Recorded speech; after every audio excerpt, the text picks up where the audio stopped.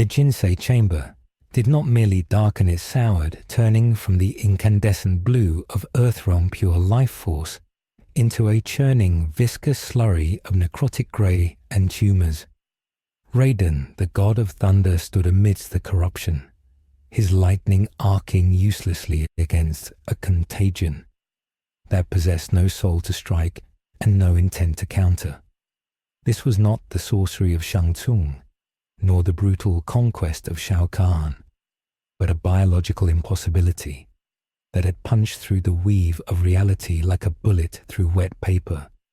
The elder gods in their suspended silence screamed as one collective consciousness, because the intruder was not just a man, but a living paradox, a localized collapse of narrative causality that refused to be written out of existence. The timeline, usually malleable under the influence of the hourglass, snapped and frayed around the insertion point, creating a jagged wound in the history of the realms that bled sound and color in frequencies the Shaolin monks could not comprehend. This was the breaking of the vows of preservation, not by malice, but by sheer incompatible biology. The intruder carried a universe within his cells, a chaotic, unrestrained mutation that viewed the strict ordered combat of the Mortal Kombat tournament not as a sacred ritual, but as a flexible suggestion. The breach occurred in the living forest, where the ancient sentient trees that feasted on the flesh of unwary travelers recoiled in unified disgust. A singular entity had fallen from a red fissure in the sky, crashing through the canopy with the grace of a discarded corpse. When the roots of the forest attempted to ensnare the intruder, to drain him of his vitality, they found their siphoning magic reversed.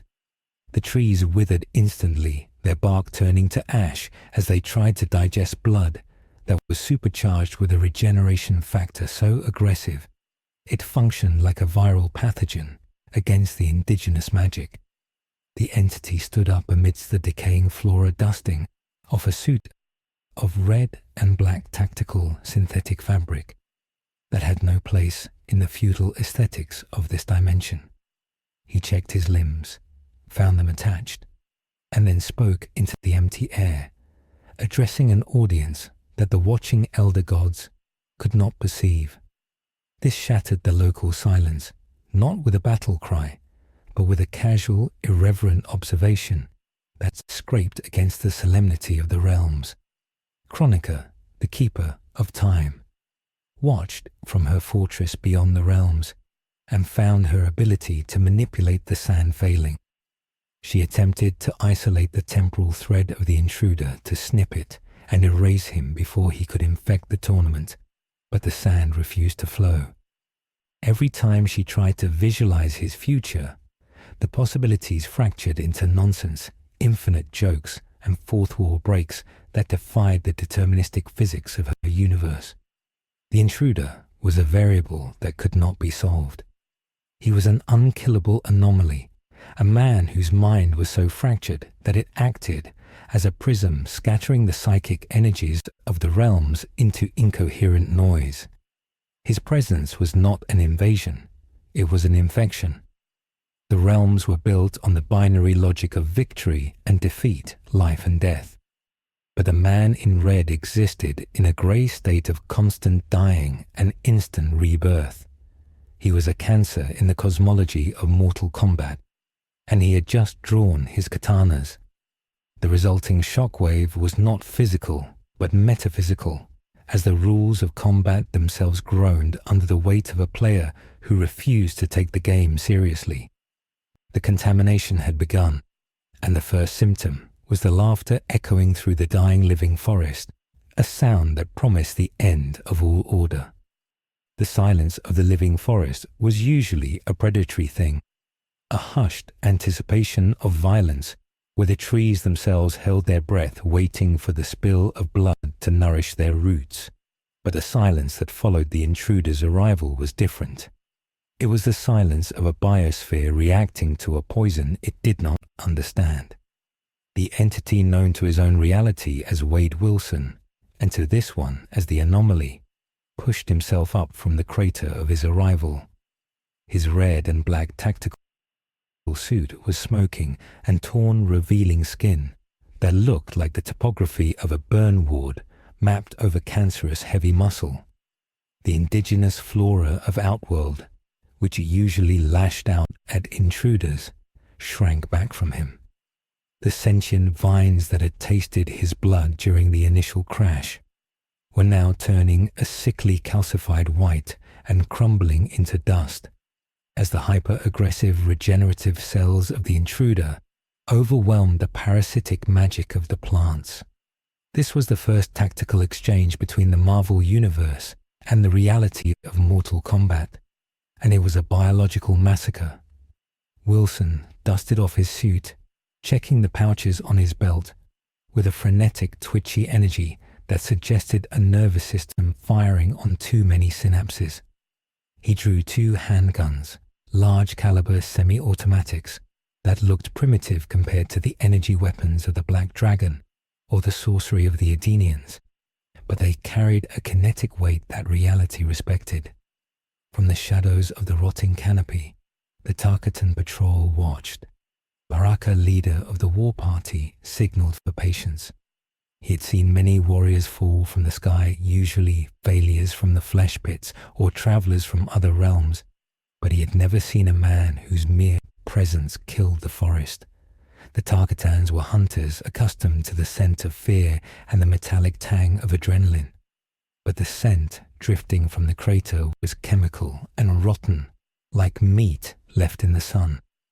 For a week, mixed with the sharp ozone of high explosives, Baraka clicked his arm blades into place, the sound sharp and metallic echoing through the dead clearing. He signaled the attack, not out of hunger, but out of a primal need to purge the grove of this sickness. 3 Tarkatan warriors broke from the brush, screaming their allegiance to Shao Kahn, their serrated blades extended to eviscerate the intruder. The anomaly did not assume a combat stance. He did not center his chi or call upon a deity.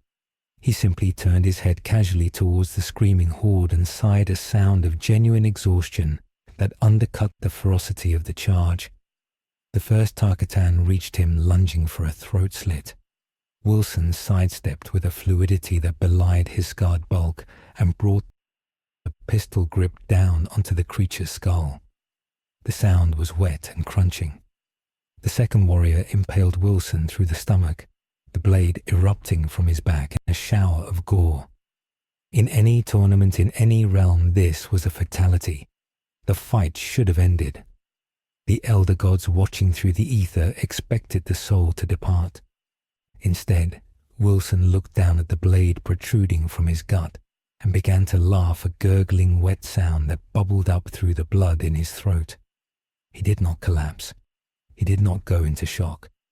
He grabbed the wrist of the Tarkatan warrior holding the blade and pulled himself deeper onto the steel, bringing his face inches from the creature's confused eyes. He whispered something incomprehensible, a reference to a chimichanga stand in another dimension, and then placed the barrel of his second gun against the Tarkatan's temple. The gunshot shattered the stillness. The third warrior faltered. This defied the physics of combat. A pierced heart meant death. A severed spine meant paralysis. The anomaly kicked the corpse away from him, sliding off the blade with a squelch of re-knitting flesh, and rolled his shoulders. The wound in his abdomen closed visibly, steam rising from the accelerated mitosis as muscle fibers wove themselves back together in seconds. Baraka stepped into the light, his face twisted in a rictus of confusion and rage. He had fought gods and demons, but he recognized the rhythm of a fight, and this man had no rhythm. He fought with a suicidal disregard for his own biology. Baraka roared, challenging the intruder to honorable combat. Wilson responded by checking an imaginary watch on his wrist and complaining about the lack of reception. The disrespect was palpable. Baraka charged his arm blades, scissoring towards Wilson's neck. The clash of steel was immediate. Wilson had drawn his katana's blades of a composite alloy unknown to Outworld smiths and caught the Tarkatan steel. Sparks flew. Baraka was stronger, faster, and driven by a lifetime of brutal warfare, but Wilson was impossible to put down. Baraka sliced off Wilson's left hand at the wrist. Wilson dropped one sword, but immediately swung the stump of his arm into Baraka's face, blinding the Tarkatan with a spray of arterial blood before kneeing him in the chest. As Baraka stumbled back, wiping the blood from his eyes, he saw the hand on the ground twitching. He saw the stump on Wilson's arm bubbling, growing bone and sinew in real time. The horror of it was not the gore Mortal Kombat was built on gore. The horror was the lack of consequence. Pain was information to a warrior, but to Wilson, pain was merely texture. Baraka realized he could not win this fight through attrition. He needed to decapitate the monster. He lunged again, feinting low and swinging high. The blade caught Wilson in the neck, severing the jugular and biting deep into the vertebrae. Wilson gurgled, dropping to one knee. Baraka raised his other blade to finish the job, to sever the head completely, but a blast of ice struck his arm, freezing the joint solid. Subzero, Grandmaster of the Lin Kuei, materialized from a swirl of frost. His eyes narrowed behind his mask. He had been tracking the disturbance in the forest, sensing the disruption in the natural order. He did not care about the Tarkatan, but the anomaly was a threat to Earthrealm. Subzero approached the kneeling, bleeding figure of Wilson, expecting to see the light fade from his eyes. Instead, Wilson looked up the wound in his neck, already sealing with a grotesque sucking sound, and waved. Subzero paused. The Lin Kuei Codex had no protocol for this. He scanned the intruder's vitals with his cryomancy, sensing the heat of the body. It was burning hot, a fever that never broke. The cellular activity was off the charts. This man was a biological furnace. Subzero addressed Baraka, ordering the Tarkatan to retreat. Baraka, sensing that the odds had shifted, and unsettled by the unkillable nature of the quarry, snarled and withdrew, dragging his dead subordinate with him. The forest fell silent again, save for the dripping of Wilson's blood. Subzero turned his full attention to the anomaly. He demanded identity and allegiance. Wilson stood up, cracking his neck, which had been half severed moments ago, and began to pat down his suit, looking for his severed hand. He found it, picked it up, and jammed it back onto the stump, wrapping it with duct tape he pulled from a pouch. Subzero watched in stoic horror as the flesh began to fuse immediately. Wilson spoke then, a stream of consciousness diatribe about the cold, the graphics of the world, and the lack of dialogue trees. Subzero interpreted this as madness, the ramblings of a soul broken by the Netherrealm. He formed a dagger of ice in his hand. If the man could not die by steel, perhaps he could be frozen into stasis. But before the Grandmaster could act, the temperature in the clearing skyrocketed. The ice at Subzero's feet turned to steam instantly. A portal of swirling fire opened and Scorpion Hanzo Hasashi stepped through, his vengeance-fueled eyes locked on the intruder. Scorpion had felt the disturbance not in the nature of the forest, but in the nature of souls. Every living being in the realms had a soul, a distinct signature of energy. The intruder did not have a soul in the traditional sense. He had a chaotic storm of fragmented psyches, 1,000 screaming voices trapped in one rotting skull.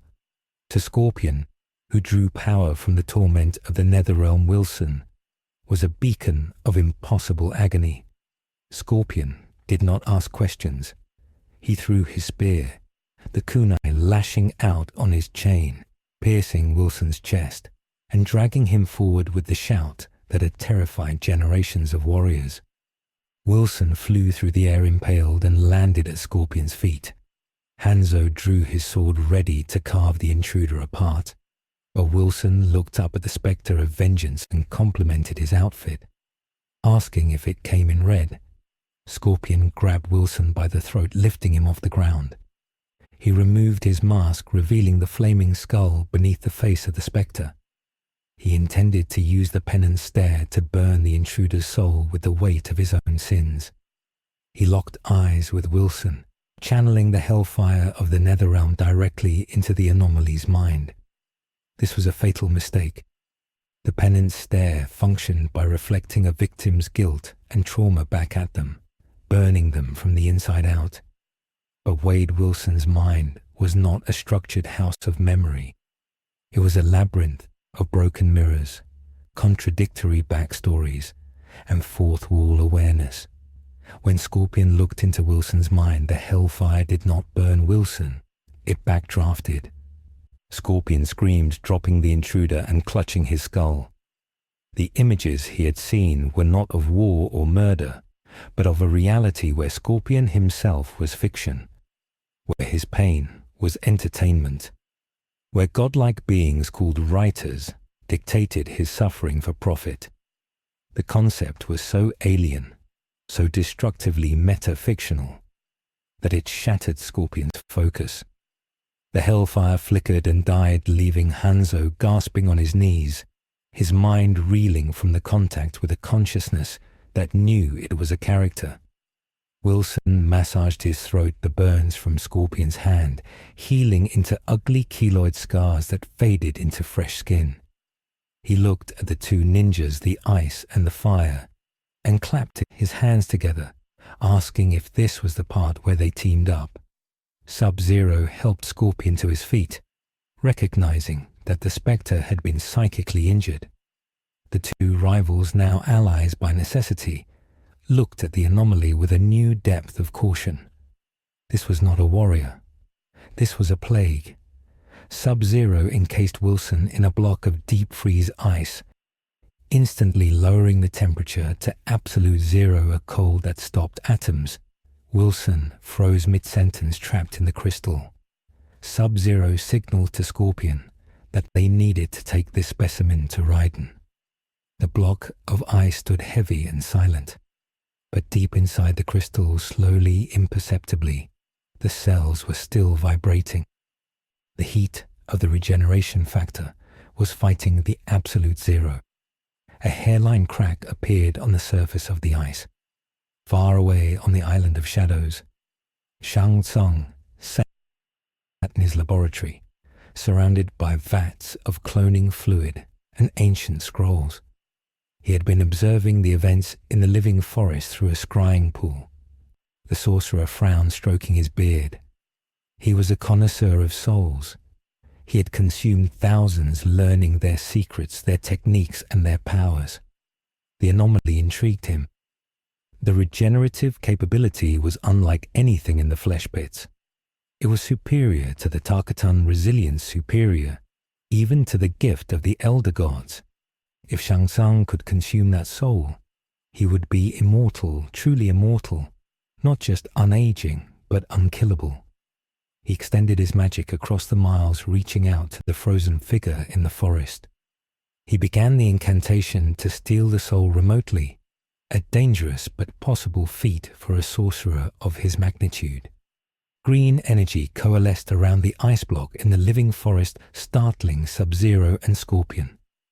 A green skull formed of mist hovered over Wilson, trying to siphon the essence from the body. Inside the laboratory, Shang Tsung gasped. The soul he touched was not a stream. It was a fire hose of sewage and sludge.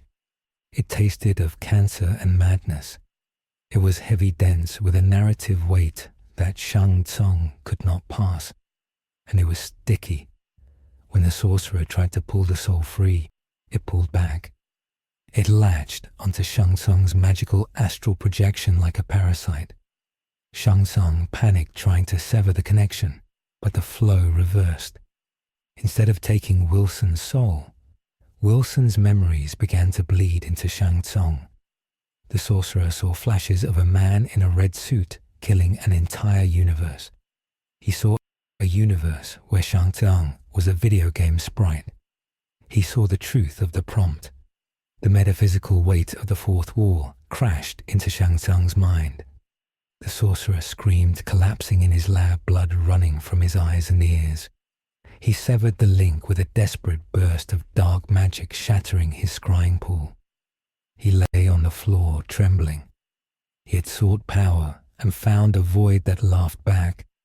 He realized with a chilling certainty that the anomaly could not be consumed. To eat that soul would be to become that madness. Shang Tsung crawled to his desk and began to write a warning not to Shao Kahn, but to Raiden. This was one of the few times in history the sorcerer acted out of genuine preservation of the realms rather than self-interest. The thing in the forest had to be destroyed, not studied.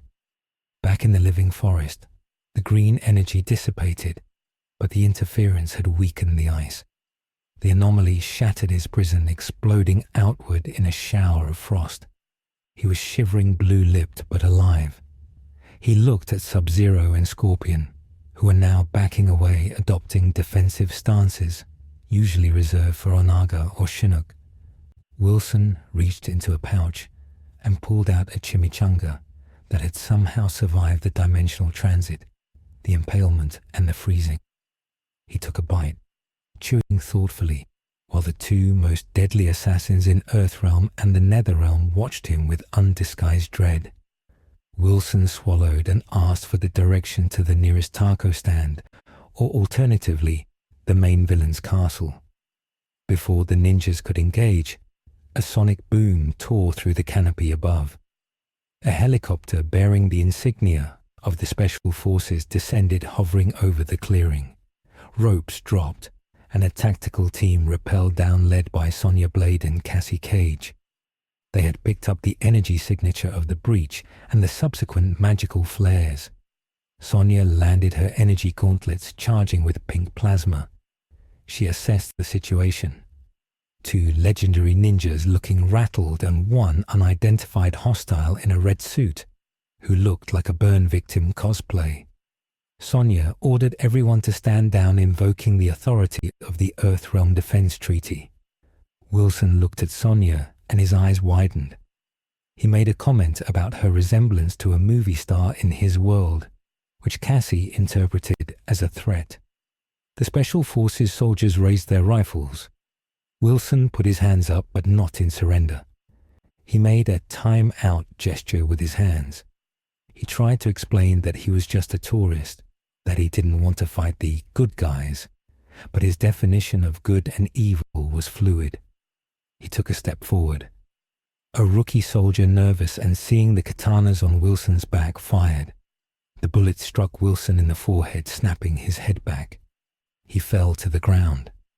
Sonya screamed for a ceasefire, furious at the lack of discipline. She moved to check the body. As she reached for his pulse, Wilson sat up abruptly, spitting the flattened bullet out of his mouth. It clattered onto the forest floor. The soldiers gasped, stepping back.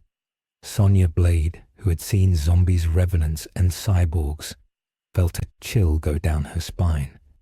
The bullet wound on his forehead was already closing. The logic of ballistics did not apply here. Wilson looked at Sonya and asked if she had any band-aids. The absurdity of the request in the middle of an armed standoff broke the tension in the worst way possible. It signaled that the anomaly did not respect the gravity of the situation. He did not fear their guns. He did not fear their authority. This made him infinitely more dangerous than a hostile soldier. A hostile soldier could be negotiated with or suppressed. A chaotic variable could only be contained. Sonya made a tactical decision. She ordered her team to switch to containment nets and shock prods. They were taking him into custody. Subzero stepped forward, warning Sonya that the creature was not natural, that ice could not hold him. Sonya ignored the warning, relying on technology. The soldiers fired a high tensile net, entangling Wilson. He didn't struggle. He let them wrap him up, giggling as the electric shocks coursed through his body. He treated the voltage like a tickle. As they dragged him towards the extraction lift, Raiden appeared. The god of thunder descended from the sky in a bolt of lightning, his eyes glowing with electric fury. The wind whipped around him and the special forces soldiers struggled to stand. Raiden did not look at Sonya or the ninjas. He looked solely at the net. He had consulted with the elder gods, and for the first time in eons they were not speaking in riddles. They were speaking in fear. They had told him that the timeline was fraying around this being, that he was a fixed point that refused to stay fixed. Raiden raised his staff, electricity arcing dangerously close to the helicopter. He commanded Sonya to release the prisoner to him. He stated that this being could not be held in a mortal prison, that he must be cast into the void where time did not exist. Sonya stood her ground, asserting Earthrealm jurisdiction. The standoff between the god and the soldier was tense, a clash of divine right and military protocol. While they argued, Wade Wilson, lying in the net, began to hum. He hummed a tune that didn't exist in this universe, a pop song from a future that would never happen here. The humming grew louder, vibrating against the frequency of Raiden's lightning. The sound was annoying, grating, and relentless. It wasn't a spell. It was just annoyance weaponized. Raiden looked down at the anomaly, his patience evaporating. He realized that the creature was enjoying this. The anomaly wanted the conflict. He thrived on the chaotic intersection of plot lines. Raiden made a choice. He would not negotiate. He raised his hand, summoning a portal to the Chaos Realm, intending to banish Wilson instantly. But as the portal opened, a red rift crackled in response from within Wilson's own body. The dimensional energy of the Marvel Universe, which saturated every cell of Deadpool's body, reacted violently to the Mortal Kombat portal magic. The two frequencies slammed into each other, causing a concussive blast that knocked everyone off their feet. The helicopter spun out of control, crashing into the trees. Raiden was thrown back, his staff flying from his hand. The net disintegrated. Wilson stood up amidst the smoking wreckage of the Special Forces gear and the ozone of the failed portal. He looked at his hands, which were glowing with a strange, unstable energy, a mix of Raiden's lightning and his own chaotic aura. He looked at Raiden, who was picking himself up from the mud. Wilson smiled beneath his mask. He realized that in this world the laws of physics were suggestions, and he was the only one who knew how to improvise. He didn't attack Raiden. Instead, he turned and ran not away from the fight, but deeper into the forest towards the source of the strongest magical energy he could smell. He was running towards the Jinsei chamber. If his blood could kill a forest, he wondered what it would do to the life force of the planet. Raiden realized the trajectory instantly. Panic, usually an emotion foreign to the Thunder God, gripped him. If that creature infected the Jinsei Earthrealm, would not just fall, it would mutate. The tournament was forgotten. The war for the realms had shifted from a contest of skill to a quarantine operation. The virus was loose, and it was heading for the heart of the world. The path to the Wu Shi Academy was paved with centuries of tradition and the quiet discipline of the White Lotus Society. But Wade Wilson treated it like a Mario Kart track that had been designed by a sadist. He moved with a kinetic unpredictability that defied the efficient movement patterns of martial artists. Where a Shaolin monk would glide or step with purpose, Wilson tumbled, vaulted, and ricocheted off the ancient architecture, leaving boot prints on sacred statues and overturning incense burners. The alarm had been raised the moment he breached the perimeter. The great bells of the academy tolled a deep resonant sound that usually signaled the start of a tournament or an invasion by Outworld. Today, they signaled a confusion that the monks could not articulate. Dozens of junior disciples poured into the courtyards armed with staffs and broadswords, their forms perfect, their chi centered. They formed a defensive phalanx, a wall of disciplined muscle and steel intended to hold any ground assault. Wilson did not stop. He did not assess the formation for weak points. He simply ran straight at them, screaming a war cry that sounded suspiciously like a jingle for a chimichanga brand. The collision was grotesque. The monks, expecting a kinetic impact, braced their shields and bodies. Wilson hit the line like a sack of wet cement, absorbing the impact of a dozen staffs with his face and chest. The sheer momentum carried him through the first rank, not because he was stronger, but because his body deformed around the weapons. A bow staff shattered against his ribs, the sound of breaking bone loud and sickening, but Wilson didn't even slow down. He flailed his arms, grabbing a monk by the sash and swinging him into his brethren, disrupting the formation with the chaotic geometry of a bar brawl. He wasn't fighting, he was transiting. Every strike he took was a deposit of kinetic energy he ignored. A sword slash opened his thigh to the bone. He tripped, rolled, and by the time he came up, the muscle had knitted enough to support his weight again. The psychological impact on the young monks was devastating. They were trained to disable opponents to respect the limits of the human body. Seeing a man treat his own mutilation as a travel strategy broke their focus. They hesitated, and in that hesitation, Wilson vaulted over their heads, kicking off a monk's face to gain height, and scrambled up the wall of the inner sanctum. Waiting for him at the gate of the Golden Dragon were Liu Kang and Kung Lao. The champions of Earthrealm stood ready, their expressions grim.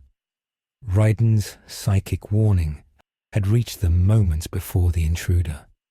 They knew this was not a normal enemy. They knew he was a walking plague. Kung Lao adjusted the rim of his razor hat, his confidence usually unshakable now tempered by the reports of Baraka's defeat. Liu Kang, the chosen one, ignited his fists with dragon fire, the flames roaring in the quiet courtyard. They blocked the only path to the Jinsei chamber. Wilson dropped from the wall landing in a superhero crouch that cracked the paving stones. He stood up, dusting off his knees, and looked at the two legendary warriors. He pointed at Kung Lao's hat and made a gesture indicating he wanted to try it on. Kung Lao did not banter. He threw the hat. The circular blade spun through the air with a hum that set teeth on edge, a weapon capable of shearing through diamond. Wilson didn't dodge. He tried to catch it. The hat severed Wilson's fingers instantly, slicing through the palms and embedding itself deep into his chest. Wilson looked down at the spinning blade, grinding against his sternum, and let out a whistle of appreciation. He pulled the hat out of his chest, his fingers already growing back as knobby pink protrusions, and tossed it back. Kung Lao caught it, wiping the blood off the rim with a look of utter revulsion. This was the dynamic of the fight. The Shaolin fought for victory. Wilson fought for participation. Liu Kang launched a flying kick, his foot wreathed in dragon fire, striking Wilson square in the jaw. The heat cauterized the damage instantly, but the force snapped Wilson's neck back at an impossible angle. He should have been dead. Instead, he bounced off the temple doors, resetting his vertebrae with a sickening pop, and asked Liu Kang if he could teach him how to do the bicycle kick, because he wanted to impress a girl in another dimension. Liu Kang realized with horror that his fire was feeding the creature's metabolism. The heat didn't destroy the cells, it accelerated their activity. The dragon fire, which was pure spiritual energy, was being metabolized by the mutation. While the champions were locked in this absurdist nightmare, a low mechanical hum signaled a new arrival. A red laser grid swept across the courtyard, followed by the heavy thud of magnetic boots. Kano and a squad of Black Dragon mercenaries dropped from stealth choppers that had been masking their approach behind the chaos Wilson caused. Kano had hacked the Special Forces comms. He knew what Wilson was. He didn't see a threat, he saw a product. The Black Dragon leader spit on the ground, his cybernetic eyes cycling through vision modes, analyzing Wilson's biology. He saw the regeneration. He saw the dollar signs. He ordered his men to suppress the Shaolin and capture the target. The courtyard erupted into a three-way war. Automatic fire chewed up the ancient stone. Kung Lao spun, creating a vortex to deflect the bullets, while Liu Kang unleashed fire dragons to scatter the mercenaries. This was the distraction Wilson needed. He wasn't interested in the politics of Earthrealm crime syndicates. He was interested in the glowing blue light pulsing from the chamber behind the doors. Wilson used the chaos. He grabbed a Black Dragon mercenary, using the man as a human shield against Kung Lao's attacks, and then as a battering ram against the doors. The heavy timber, reinforced with steel and spells, groaned. Kano fired his eye laser, burning a hole through Wilson's shoulder to tag him, but Wilson just rotated his body, letting the laser burn the lock on the door instead. It was a move of accidental genius. The lock melted. Wilson kicked the doors open and stumbled into the Jinsei chamber, leaving the battle outside.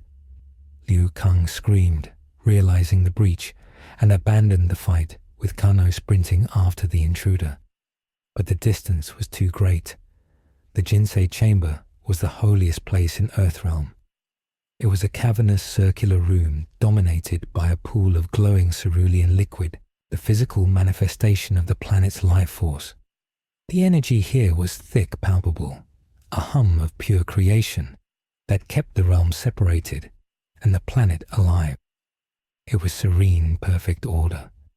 Wilson stumbled to the edge of the pool. He looked at the liquid which swirled with the memories of elder gods and the potential of billions of lives. He didn't see the sacred responsibility. He saw a hot tub. He saw a glow that looked like it tasted like blue raspberry. He was covered in blood grime and sewage. He was tired. His mind was a fractured kaleidoscope of voices screaming for a reset. He thought maybe this magic water would fix his skin, or at least silence the voices. Liu Kang burst through the doors just as Wilson dipped his toe in. The monk shouted a command of power, a word that should have frozen any mortal in their tracks. But Wilson wasn't mortal. He was meta-fictional. He turned to Liu Kang, winked, and performed a cannonball. He hit the Jinsei with a splash that echoed psychically across the entire planet. The reaction was immediate and catastrophic. The Jinsei was a force of preservation and growth. It took whatever was placed within it and amplified its essence, ensuring its survival. When Raiden had placed Shinich's amulet in the Jinsei, it had corrupted the flow with darkness. But Wilson was not darkness. He was not evil. He was chaos. He was a biological impossibility, a cancer that refused to die. The Jinsei analyzed his genetic code in a nanosecond and did what it was designed to do. It tried to heal him, but to heal Wade Wilson was to replicate his cancer, because his cancer was his life support. The Jinsei entered a logic loop of infinite feedback. It began to amplify the mutation. The cerulean light flickered and then violently shifted. It didn't turn black like the Netherrealm. It turned a sickly, vibrant meat red. The liquid began to boil not with heat, but with biomass. Tumors the size of boulders began to erupt from the surface of the pool. The smooth stone of the chamber floor began to sprout hair and teeth. The very air in the room turned humid and smelled of copper and old bandages. Liu Kang stopped, his hands trembling. He watched as the corruption spread outward from the pool, racing up the walls like a fast-forward video of mold consuming a fruit. The golden dragons on the pillars twisted their metal scales, turning into soft, weeping flesh. The ancient scrolls dissolved into grey sludge. Wilson surfaced in the middle of the pool. He wasn't dissolving. He was thriving. The Jinsei was supercharging his regeneration factor to a planetary scale. He laughed, but the sound was distorted, flanged by the sheer weight of the energy he was absorbing. He felt great. He felt like he could rewrite the script. He looked at his hands and saw them shifting, changing shape, growing claws, then hammers, then tentacles. His form was becoming fluid, unstable. He was becoming a living shoggoth of pop culture references and violence.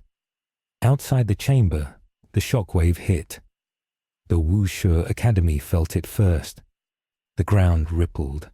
The trees in the courtyard, which had stood for 1,000 years, suddenly shed their leaves and grew thorns that dripped with the same red, viscous fluid. The monks and mercenaries stopped fighting, clutching their heads, as a psychic scream tore through their minds. It wasn't a scream of pain. It was a scream of confusion. It was the sound of the planet losing its mind. Kano checked his cybernetic eye and saw the reading spike to infinity before the optic nerve shorted out, blinding him on one side. He screamed, clawing at his face as the metal implant began to fuse with his skull, the cybernetics trying to regenerate like biological tissue. Raiden arrived at the academy, teleporting into the center of the chaos. He was too late.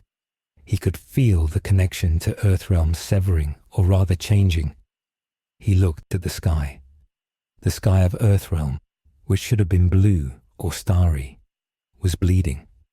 Great red fissures were opening in the atmosphere, and from them fell not rain, but ash, white ash like the skin of the intruder. Raiden fell to his knees. The Jinsei was not just corrupted, it was being rewritten. The laws of nature were being replaced by the laws of the anomaly. Gravity in the courtyard shifted. Monks began to float upwards, screaming as they fell towards the sky. Mercenaries found their guns turning into snakes or bananas. The reality of the dream was overriding the reality of the physics. In the chamber, Wilson climbed out of the pool. He was larger now, his suit fused to his skin, a carapace of red and black muscle. He looked at Liu Kang. The monk was the only thing in the room that hadn't changed yet, protected by his own immense spiritual discipline. Liu Kang attacked. He had to. He launched a fireball, but the fire didn't burn. It turned into confetti upon touching Wilson's aura. Liu Kang struck Wilson with a flurry of punches that could shatter boulders. Wilson absorbed them, his body rippling like water. He looked at Liu Kang with eyes that were now just glowing white voids. He spoke, and his voice came from everywhere at once, from the walls, from the floor, from Liu Kang's own mind. He said he liked this channel. He said the graphics were amazing. Liu Kang realized he could not win. He could not fight a reality that obeyed the opponent's whims. He grabbed the nearest artifact, a sacred scroll that had survived the initial wave, and fled. He ran, not out of cowardice, but out of the necessity to preserve the memory of what Earthrealm used to be. He burst past Raiden in the courtyard, shouting that the Jinsei was lost. Raiden looked at the temple, now pulsing like a giant infected heart. The walls were breathing. The god of thunder made a decision that broke his heart. He raised his staff and summoned the power of the elder gods, not to strike the enemy, but to create a barrier. He encased the Wu Shi Academy in a dome of lightning, a quarantine field, to slow the spread of the madness. But he knew it was temporary. The ground beneath his feet was already turning spongy. Far away in the void, the elder gods recoiled. Cetrion, goddess of virtue and life, felt the corruption hit her like a physical blow. She vomited pure light, her divine form flickering. The balance was gone. There was no balance between order and chaos anymore. There was only the narrative. Chronicle, in her hourglass, tried to reset the timeline again. She spun the sands backwards, trying to undo the moment Wilson fell into the pool. But the sands of time turned to mud. The hourglass clogged. The anomaly had become a fixed point in time. The corruption of the Jinsei was an irreversible event. It was written in ink, not pencil. Chronicle shrieked in frustration, realizing that she was no longer the author of destiny. The pen had been stolen by a madman. Back on Earthrealm, the quarantine dome held for now. Inside the dome, the academy was a twisted playground of horrors. The monks who hadn't escaped were changing. They weren't becoming revenants or zombies. They were becoming gags, distorted, cartoonish versions of themselves with exaggerated features and slapstick durability. They fought the Black Dragon mercenaries who were undergoing similar transformations. It was a hellscape of forced comedy where pain was real but death was impossible. In the center of it all sat Wade Wilson on the edge of the Jinsei pool. He was bored again. The power was cool, but there was no one to talk to. He dipped a finger into the red sludge and began to draw on the floor. He drew a door. He wanted to see what the other realms were up to. He wanted to visit the neighbors. He knocked on the floor on the drawing of the door. In Outworld, atop his throne in the Colosseum, Shao Kahn suddenly felt a draft. A crack appeared in the floor of his arena. A red crack. It smelled of chimichangas and doom. The Emperor of Outworld stood up gripping his wrath hammer. He did not know fear, but he knew insult. And the universe had just insulted him. The infection was spreading between dimensions. The walls of reality were thin, and the anomaly was heavy. The heartbeat of Earthrealm sinking to the erratic pulse of a lunatic. The catastrophe was total. The patient was critical, and the doctor was out to lunch. The red fissure that had opened in the floor of the Colosseum in Outworld was not a clean break in the stone, but a wound in the architecture of the dimension itself. Shao Kahn stood over it, his wrath hammer gripped so tightly, the leather wrappings creaked under the strain of his godlike strength. The Emperor of Outworld was a being defined by conquest and the binary certainty of strength versus weakness. But what bubbled up from the crack was neither. It was a pink, viscous froth that smelled of sugar and old blood, a sensory contradiction that offended the nostrils of the Tarkatan guards circling the pit. The froth did not obey gravity. It climbed the air, piling upon itself to form a crude, dripping shape that mocked the humanoid form. Shao Kahn did not hesitate. He swung the wrath hammer, a weapon that had shattered the spines of dragons and gods alike. The impact should have atomized the sludge. Instead, the hammer sank into the goo with a wet squelch, the kinetic energy absorbed entirely. The handle of the hammer vibrated, and for a fleeting second the green energy of the soul magic within the weapon flickered and turned a garish neon pink. Shao Kahn roared in frustration and ripped the hammer free, but trails of the substance clung to it, stretching like gum, before snapping back to the main mass. The sludge began to reform, taking the vague shape of a head with white eyes.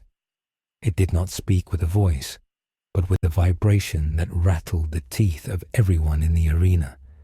It asked if this was the level with the bonus coins. Shao Kahn signaled the executioner. A massive brute stepped forward wielding a great axe made of obsidian. He brought it down on the anomaly. The axe passed through the sludge and struck the stone floor, shattering the blade. The sludge instantly solidified around the executioner's arm, fusing his flesh to the stone. The warrior screamed, but it was cut short as his skin began to bubble and change texture, turning into the same red and black synthetic material that covered the anomaly back in Earthrealm. The infection was transmissible by touch.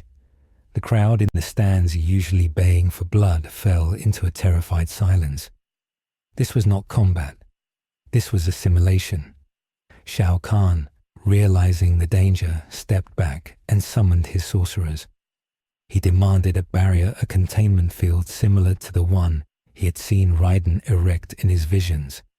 But Outworld magic was aggressive. It was built to consume, not to protect.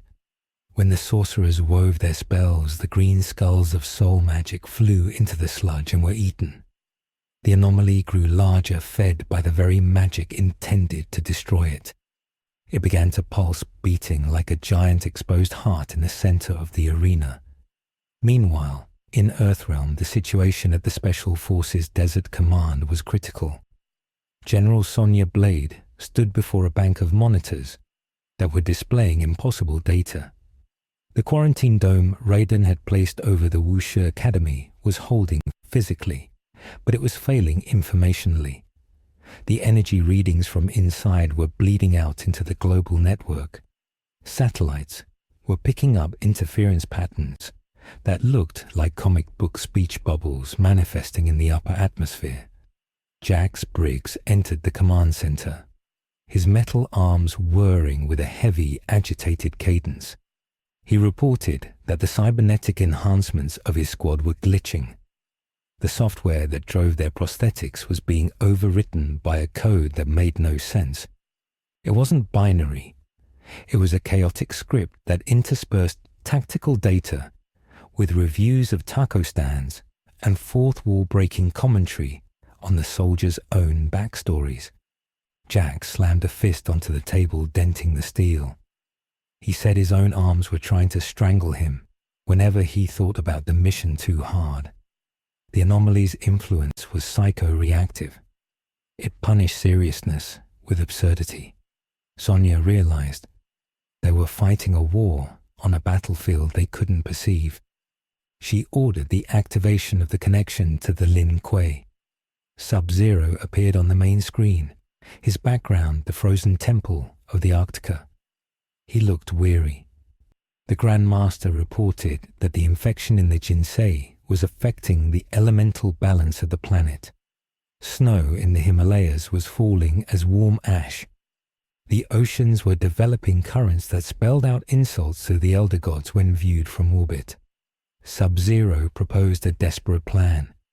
If the anomaly was a biological paradox, perhaps it could be countered by a technological absolute.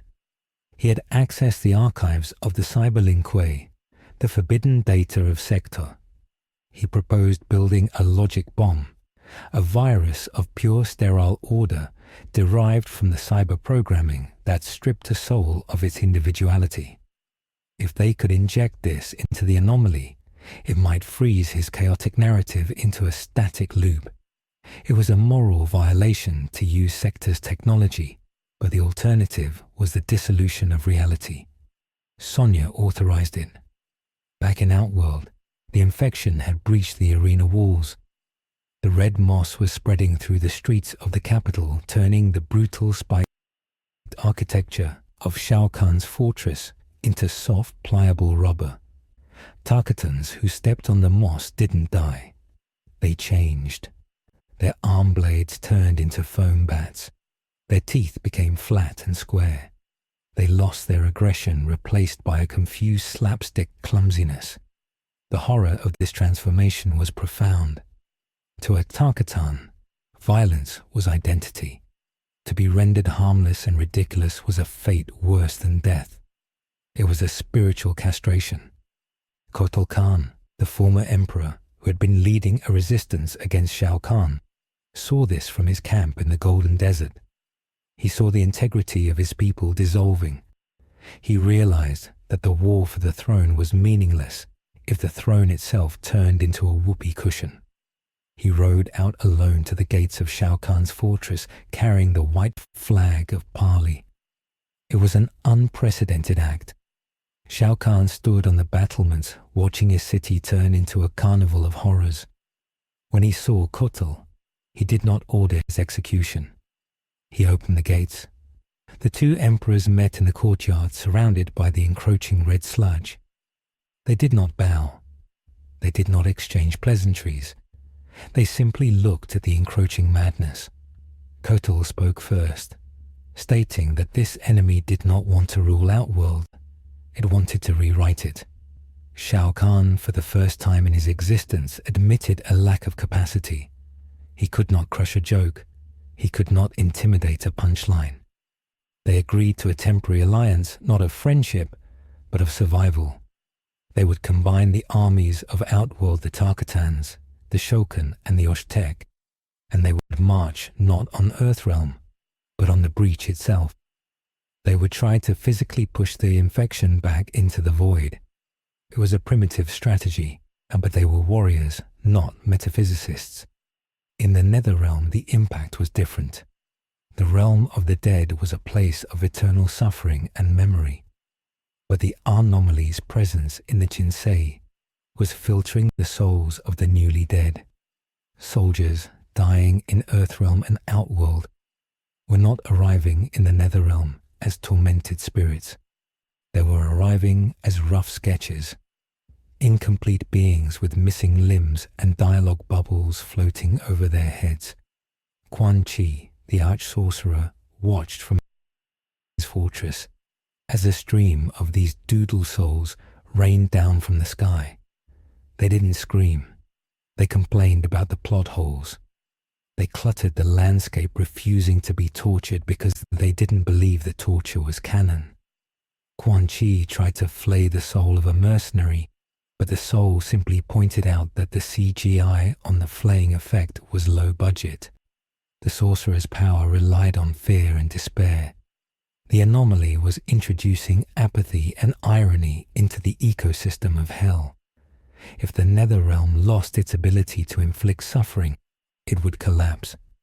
Shinnok, the fallen elder god trapped in his amulet, screamed psychically. He felt the degradation of his dark magic. The darkness was becoming goofy.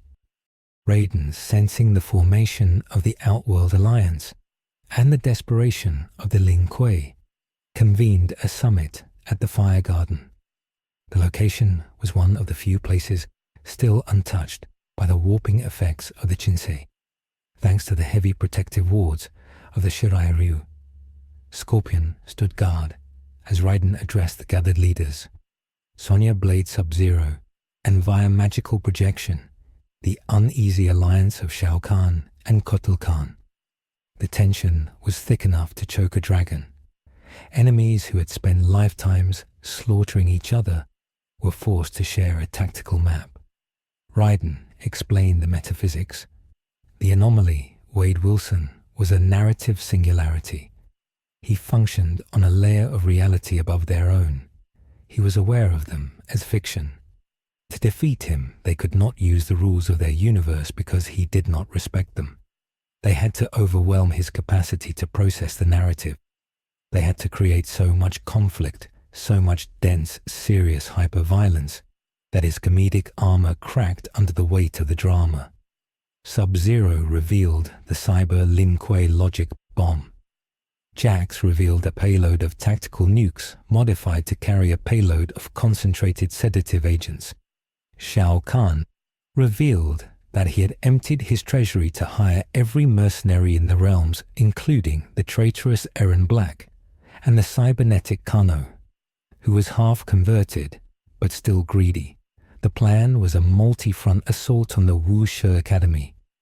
The Earthrealm forces would strike from the air, dropping the logic bomb and the sedatives.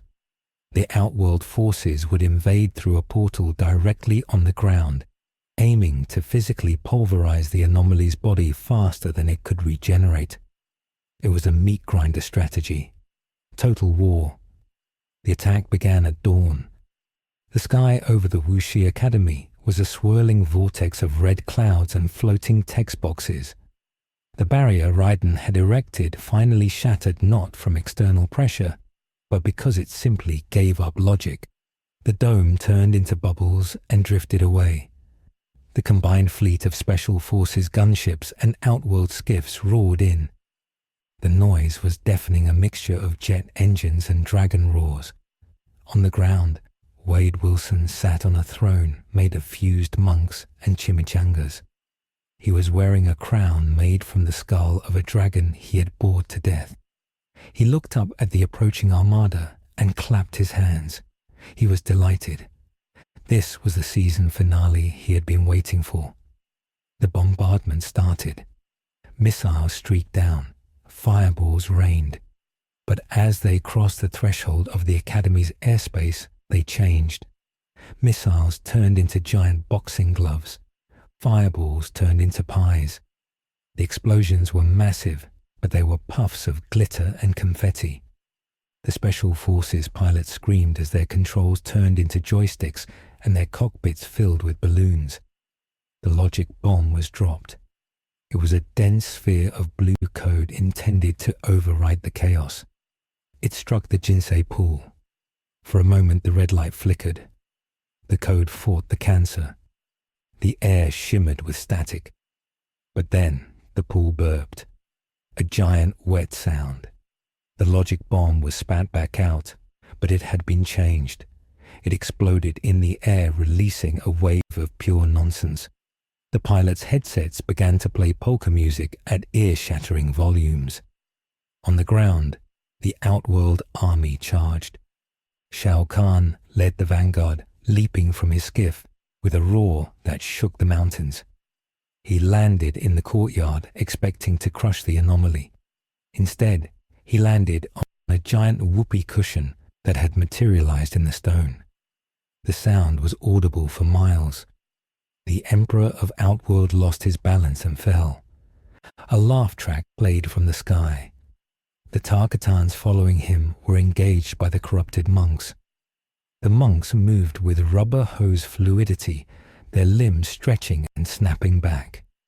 A Tarkatan would slice a monk in half, and the two halves would just duplicate and keep fighting. It was a war of attrition against cartoons. Mortal Khan, summoning the power of the sun, tried to burn the corruption away. He called down a pillar of solar fire. The beam struck Wilson directly. Wilson put on a pair of sunglasses and pulled out a tanning reflector. He soaked up the god-tier magic and used it to toast a marshmallow. The disrespect was metaphysical. It wasn't just mocking Kotl. It was invalidating the concept of solar magic. The sun itself seemed to dim in embarrassment. Raiden, observing from the sky, realized the trap. They were feeding him. Every attack, every escalation of violence, every display of power was just more content for the anomaly. He thrived on the spectacle. The more they fought, the more the genre of the world shifted from martial arts epic to slapstick parody. The very physics of the Mortal Kombat universe, the reliance on kinetic impact and visceral gore, were being co-opted. Fatalities, the ultimate expression of the universe's seriousness, were impossible here. Kano tried to use his eye laser to perform a fatality on a corrupted guard.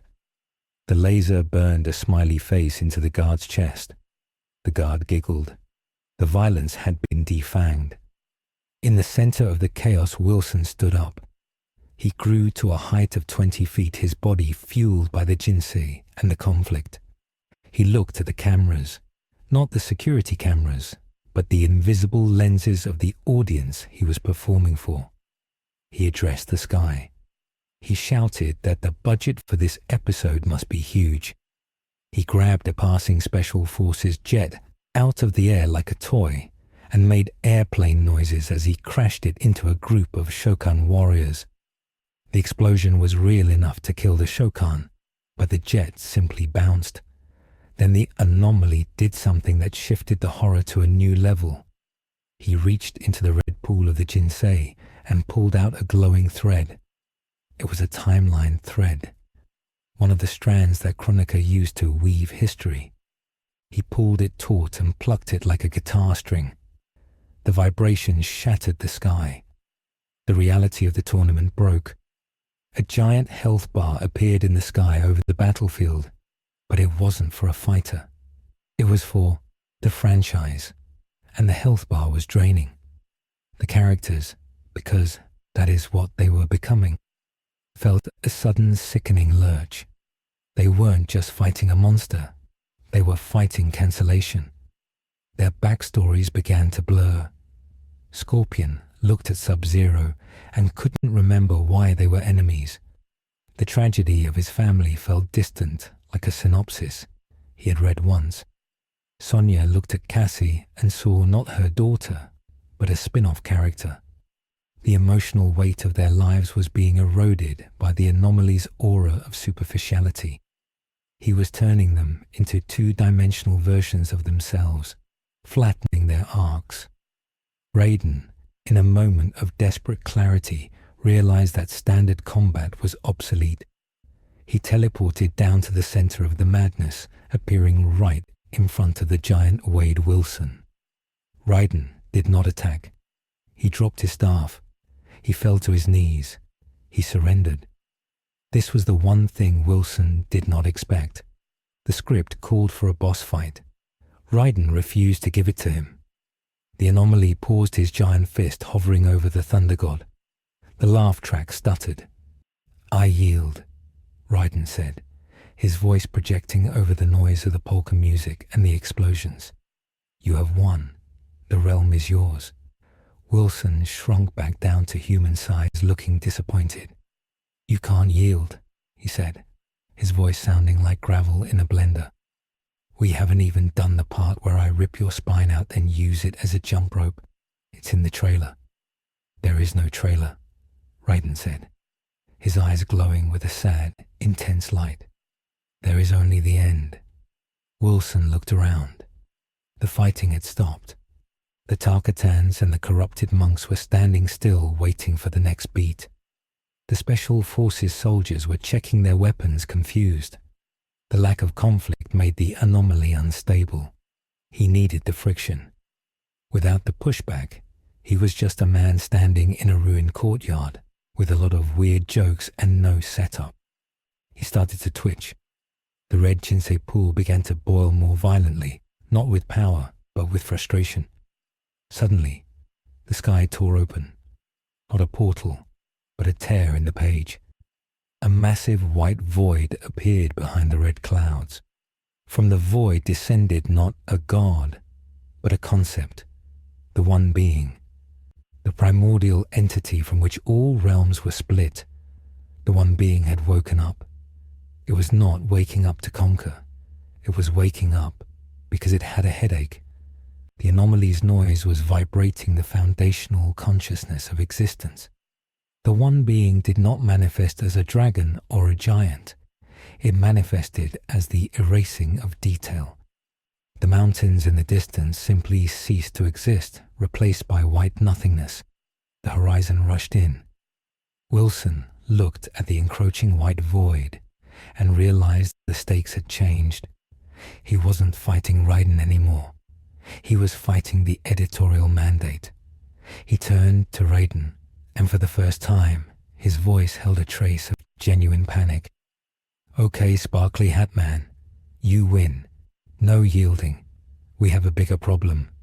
The page is turning and we're not in the next panel." Raiden looked at the void, then at the anomaly. He realized that to save the realms, he might have to save the monster that was destroying them. Because if the one being woke up fully, everything would simply reset to zero.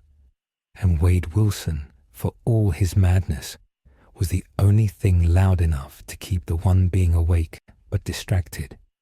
The edges of the world were being erased, and the only way to stop it was to make the story so interesting that the universe had to keep watching.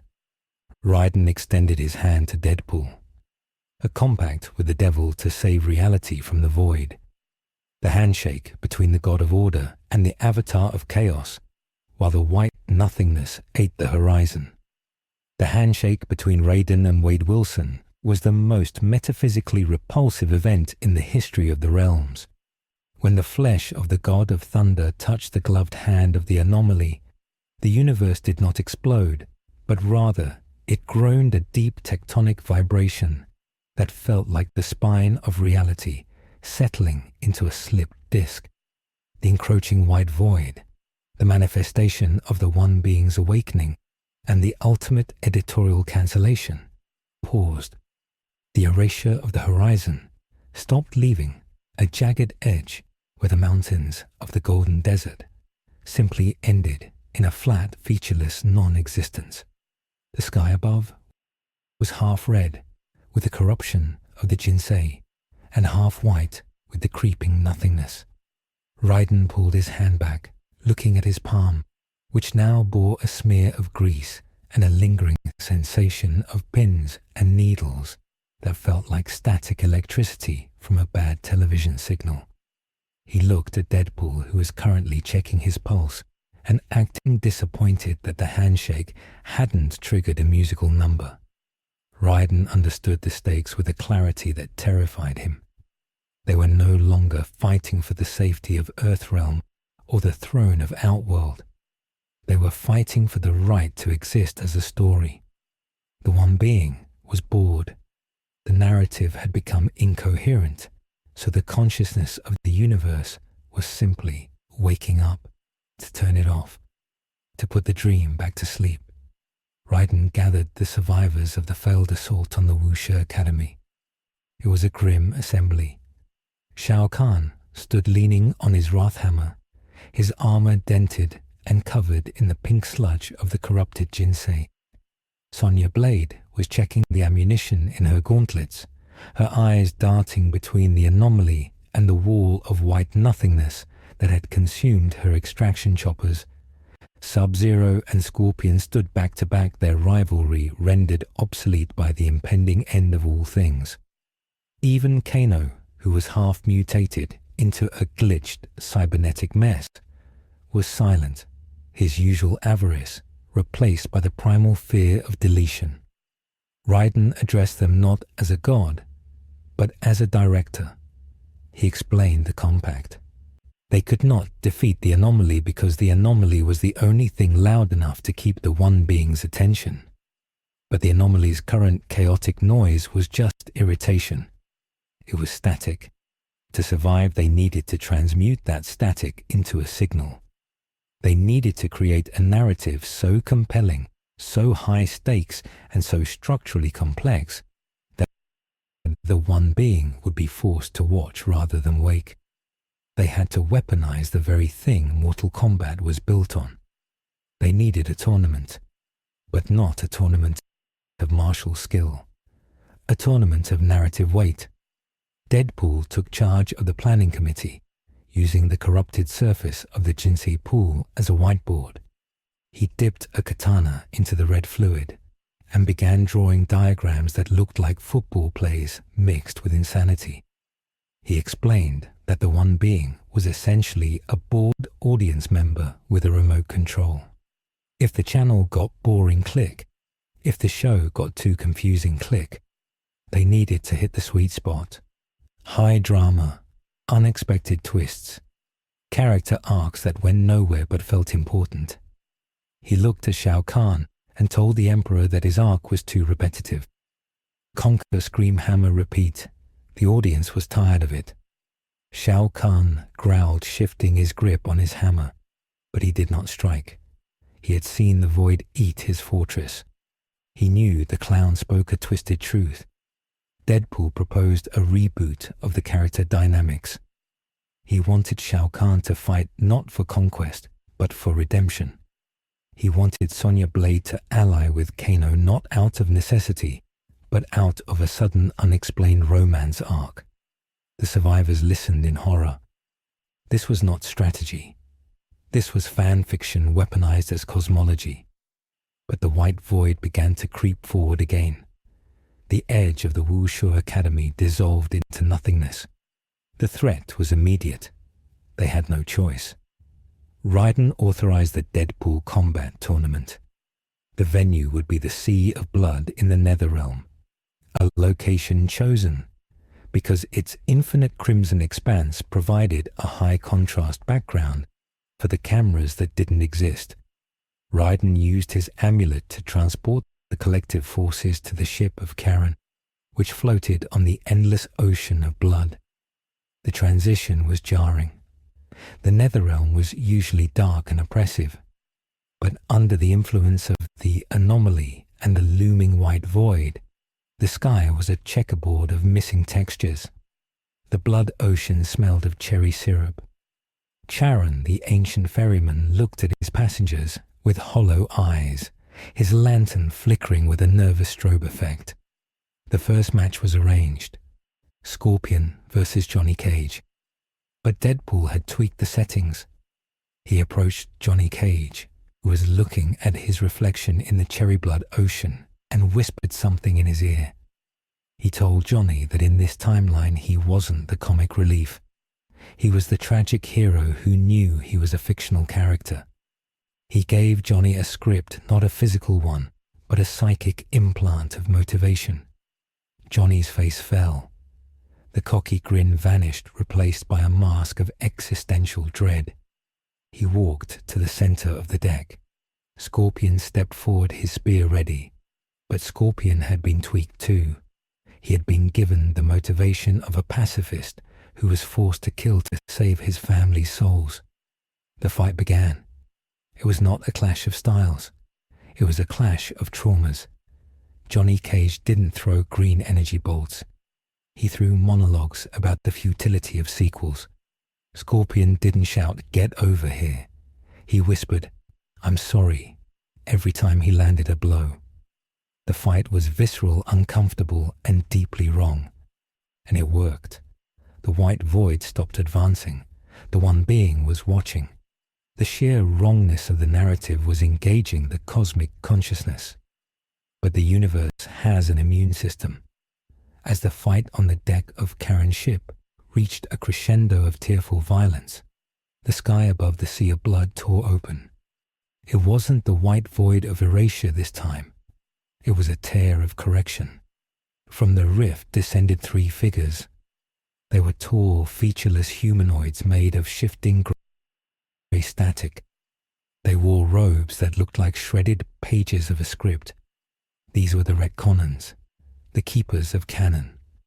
They were the antibodies of the Mortal Kombat timeline, manifested by the strain the anomaly was putting on the logic of the world.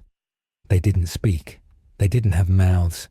They simply raised their hands and pointed at Deadpool. A beam of grey light shot from the lead Redconan, striking the deck of the ship.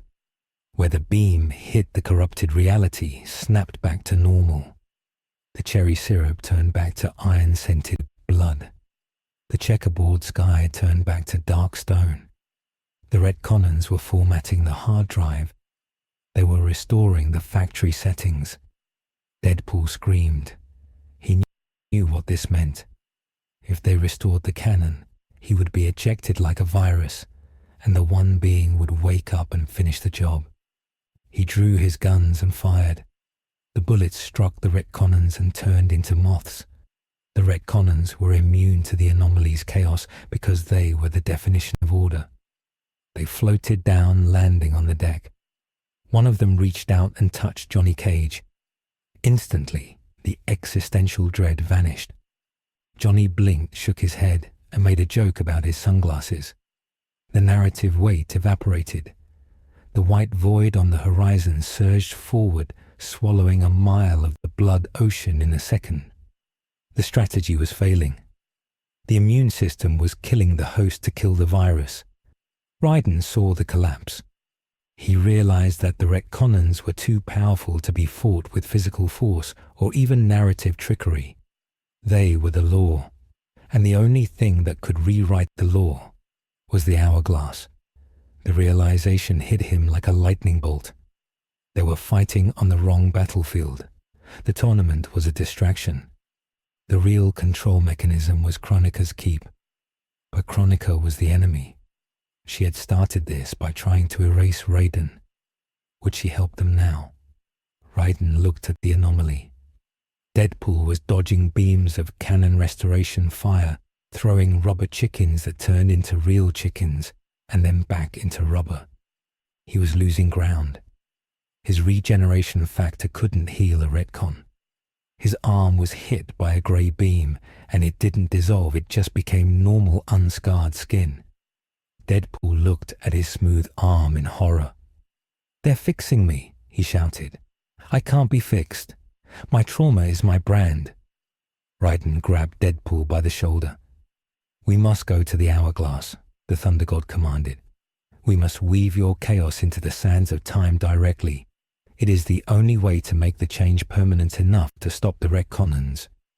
Deadpool looked at Raiden and nodded. "Road trip," he said. "Shotgun." Raiden summoned the strongest teleportation magic he could muster, channeling the energy of the nether realm itself. He wrapped himself and the anomaly in a shroud of lightning and vanished, leaving the others on the ship to hold the line against the grey giants. They materialized in the void outside Chronica's keep. The fortress of time floated in a sea of stars that were slowly winking out one by one as the one being closed its eyes. The massive doors of the keep were sealed. Geras, the guardian of the hourglass, stood before them. Geras was a fixed point in time, a being who had died 1,000 deaths and learned from each one. He looked at Deadpool and paused. He had no memory of this creature because this creature had no history. Deadpool looked at Geras and gasped. "Thanos?" he asked, pointing at the golden-skinned giant. "Did you do something with your chin?" Geras did not respond to the taunt. He summoned the sands of time, forming a massive hammer. "You are not permitted," Geras intoned, his voice echoing with the weight of eons. "You are a stain on the weave." Raiden stepped forward. "Geras, stand aside. The one being wakes. If we do not act, there will be no time to guard." Geras hesitated. He felt the trembling of the universe. He served Chronica, and Chronica served the balance. But there was no balance in erasure. Before Geras could decide, Deadpool acted. He didn't attack Geras. He hugged him. He wrapped his legs around the giant's waist and clung to him like a koala. "I feel your pain, big guy," Deadpool whispered loudly. "Dying over and over again. It's a drag, right? No benefits. Heavy workload. Have you considered unionizing?" The sheer unexpected intimacy of the act confused Geras's combat algorithms. He had protocols for every attack style in the multiverse, but he had no protocol for an unwanted hug from a cancerous mercenary. The sandhammer crumbled. Geras tried to pull Deadpool off, but the anomaly's grip was superhuman. While Geras was distracted, Raiden blasted the doors of the keep. They burst open, revealing the hourglass. The massive structure dominated the room, the blue sands flowing in an infinite loop. And there, floating above it, was Chronica. The Keeper of Time looked down at the intruders. She looked exhausted. Her skin was pale, her crown slightly askew. She had been trying to fix the timeline for hours, trying to isolate the Deadpool thread and cut it, but every time she touched it, it tangled. She looked at Raiden and the man in red. "You cannot be here," she said, her voice lacking its usual imperious tone. "You are making it worse. Every action you take fractures 1,000 futures." Deadpool hopped off Geras, who was now standing in the doorway, looking confused and violated. He walked up the stairs to the hourglass. "Lady," Deadpool said, "your timeline is boring. That's why the big white eraser is coming. You're too obsessed with balance, yin and yang, good and bad. It's predictable. You need spice. You need a variable that doesn't make sense." He reached into his pouch and pulled out a grenade. He pulled the pin and tossed it into the hourglass. Chronica screamed, "No!" She dove to catch it, but the grenade didn't explode with fire. It exploded with glitter and a soundbite of a fart noise. The sands of time turned pink for a second, then settled back to blue. It was a test, a small choice. Deadpool was testing the interface. "See," he said. "The machine didn't break. It just got a little more fabulous." Chronica stared at the sand. She saw the pink grains mixing with the blue, and she saw something else. In the reflection of the sand, she saw the white void outside the keep stop. The Redcons in the Netherrealm froze. The universe was pausing to see what would happen next. The chaotic element was working. But to truly save reality, they needed to do more than throw a grenade. They needed to rewrite the source code. Raiden approached Chronica. "He is right," the Thunder God admitted, the words tasting like ash in his mouth. "Our wars have become a cycle, a loop that the one being is tired of dreaming. We must break the wheel, not by resetting it, but by reshaping it into something else." He gestured to Deadpool. "Let him touch the glass." Chronica looked at Raiden as if he were insane. "If he touches the hourglass, his mind will shatter the crystal. His consciousness is not linear. He experiences all his reboots simultaneously. If he interfaces with the raw time stream, he will infect history itself. The past will become a parody. The future will be a joke. And the present will survive," Raiden countered. "Is that not the duty of the Keeper? To ensure time continues, even if that time is strange?" Chronica looked at the void outside. It was pressing against the windows of the keep. She looked at Geras, who gave a slow nod. She looked at Deadpool, who was currently trying to take a selfie with the hourglass using a phone that shouldn't have signal. She made the choice, the small choice that would define the rest of existence. She floated down and stepped aside. "Do it," she whispered. "But if you break it, I will spend eternity unmaking you atom by atom." Deadpool holstered his phone. He looked at the hourglass. For a moment the humor vanished from his posture. He looked at the swirling sands which contained the pain of billions of lives, the deaths of Scorpion's family, the torture of Kitana, the cyberization of the Lin Kuei. He saw it all, and he saw his own pain, the cancer, the experiments, the loneliness of being the only one who got the joke. He stepped forward and placed both hands on the glass. "Time to make the chimichangas," he muttered. The reaction was instantaneous. The glass didn't shatter, it melted. The sand didn't stop flowing, it erupted. A cyclone of temporal energy engulfed Deadpool. He screamed, but it wasn't a scream of pain. It was a scream of laughter. His red and black suit dissolved, revealing the raw, scarred skin, beneath which then dissolved, revealing muscles, then bone, then pure white light. The light shot up into the mechanism of the hourglass, amplifying 1,000,000,000 times. The beam pierced the roof of the keep and shot into the cosmos. Across the realms the effect was felt. In the Netherrealm, the Redcons looked up as the grey static of their bodies turned into technicolor confetti. They dissolved. The white void recoiled. The one being, feeling the sudden injection of pure, unfiltered, chaotic narrative into the dream stream, reacted not with anger, but with surprise. The erasure stopped. The colors of the world slammed back into place, but they were brighter, louder, more saturated. Inside the keep, the light faded. Deadpool was gone. The hourglass was gone. In its place stood a pillar of swirling energy that looked like a DNA helix made of lightning and neon. Raiden and Chronica shielded their eyes. The helix pulsed, and then it spoke. Not with Deadpool's voice, but with the voice of the universe itself. Narrative continuity re-established. Genre shift confirmed. Welcome to the Amalgam Era.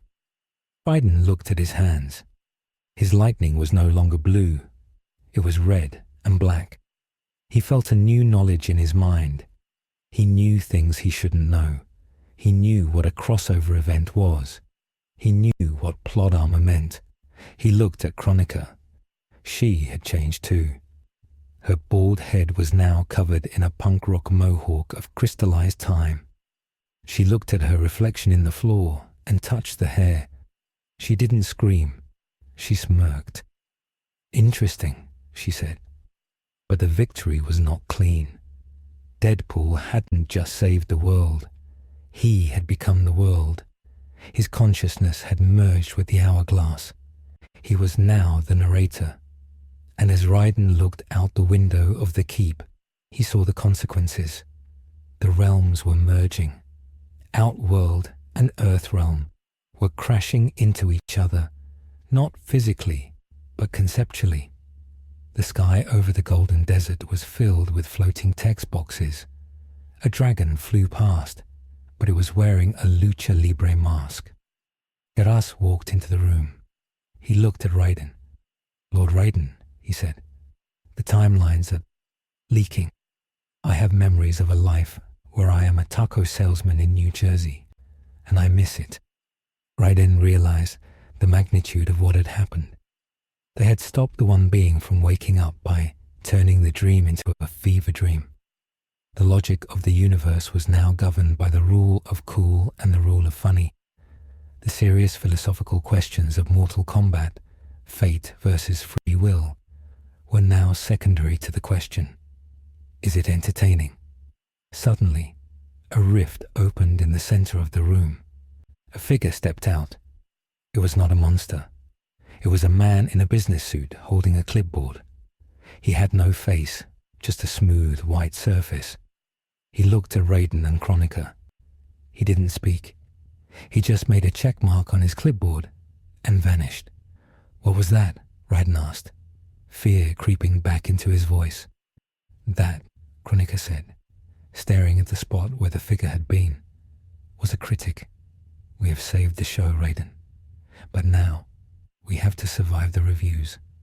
The camera, the actual camera that now existed in the room, zooming in on Raiden's face as he broke the fourth wall for the first time, looking directly at the viewer with a look of profound apology. The universe had been saved, but the genre had been murdered.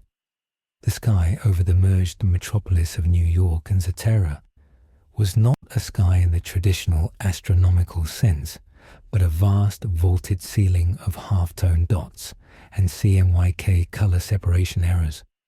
The sun had been replaced by a glowing multifaceted die that rolled a new weather pattern every hour, ranging from acid rain to raining men.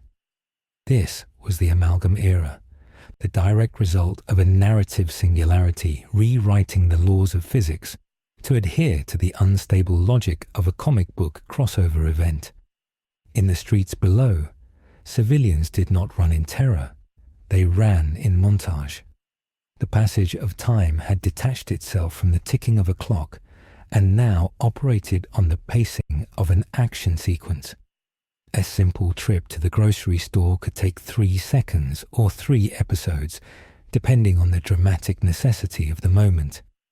The buildings themselves were in a state of flux, skyscrapers, growing organic spikes, and breathing heavy rhythmic breaths, while ancient temples sprouted neon signage, advertising products that did not exist. It was a world where consistency was the enemy, and the only law was the escalation of spectacle. Raiden stood on the balcony of the Sky Temple, which was now hovering precariously over the remains of the Statue of Liberty. His eyes, once glowing with the pure blue electricity of the elder gods, now flickered with a static white noise that hurt to look at. He was the protector of Earthrealm, but there was no Earthrealm left to protect only this chaotic soup of concepts. Next to him, Kronika adjusted her punk rock mohawk, which was not hair, but solidified time shards. She looked at the horizon, where a giant textual sound effect, a massive floating krakathum, was drifting past like a cumulus cloud. She tapped a finger against the railing. The structural integrity of this reality was failing.